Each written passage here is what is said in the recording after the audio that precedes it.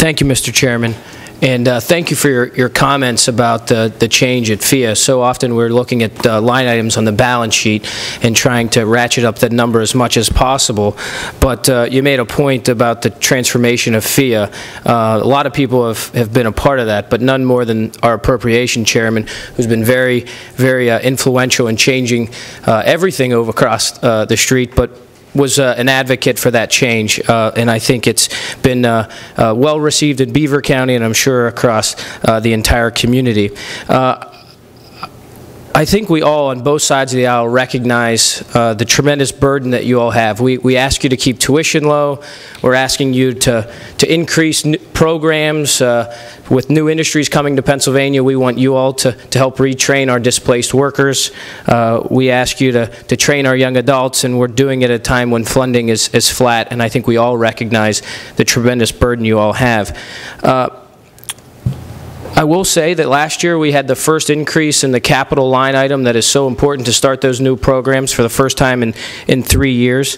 I think it's hopefully one step in a continual process to see you all have more capital so you can start these programs. I know a lot of your buildings are maxed out, and it's tough to start these new programs without the facility space. You mentioned one difference between the capital. The way we invest in capital, we get a dollar return from the local sponsor as well. But there's also a difference in the way we fund capital programs for higher education. We are blessed with a diverse higher education, whether it's the state system, the state-related, community college. We have world-renowned private schools. But the way we invest in capital, can you explain the difference versus your line item in the general fund versus some of how the other higher education capital programs are funded in Pennsylvania? Yeah. For community colleges, the funding mechanism is through debt service. So that additional 1.5, I think you heard again in the testimony, was not only matched but bought, quote unquote, about $63 million worth of actual capital improvements, construction, etc. It is a debt service approach. And so the 1.5 then becomes part of our capital line for X number of years to help pay the state's portion of that debt service. So there is a very distinct difference between how your capital is funded and the other systems in Pennsylvania. I think that's very important to point out. I would like to follow up on one point that you were talking about, the public-private partnerships. We're all looking for ways to create capital for you all to start these new programs.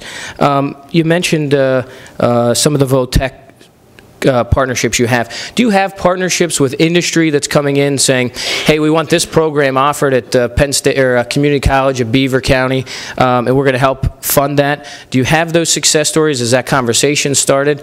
Is that something we can look to in the future? Oh, absolutely. We can give you any number of instances where we partnered with major corporations within our communities, particularly where emerging job opportunities exist, and to work with them in training not only their incumbent workers, but also individuals that they'd like to hire at some point in time. In my community, in Western Pennsylvania, there's a lot of training going on in the energy sector as part of this organized effort called ShellNet. And under ShellNet, you have many companies, including EQT, Console, Range Resources, and the list goes on and on and on. And we train individuals for those industries in diverse ways, not only to work as roustabouts, but individuals who may help with real estate negotiations called land administrators, individuals who will work on the business and IT side. So there are many examples of that, and I think the Job Track PA helps promote that. And community colleges have gone out and gotten additional funding to ensure that the workforce is trained in not only a meaningful way, but also in an efficient way. I will add, with respect to the capital outlay process, the local sponsor or the local institution has to put put up 1/2 of the funding to support any type of capital improvements. The other thing that I will point out is that if we run out of capital, particularly during times of high enrollment, we don't have a ready resource to build new facilities or to renovate them, so we have to wait until a debt service is paid and money is freed up. So it would be advantageous if we received regularly $1 million, $1.5 million to ensure that we had a steady stream in order to build and restore facilities. I absolutely agree with you, Mr. President. And one final point about those P3s. Are there success stories working with the labor organizations that you can point to? Because I know in Beaver County, you know, we have labor organizations that are 2 miles down the road from our community college, and they're building a $3 million facility. I would like to have more communication between the entities, because I think that is exactly what we're trying to do here. Right.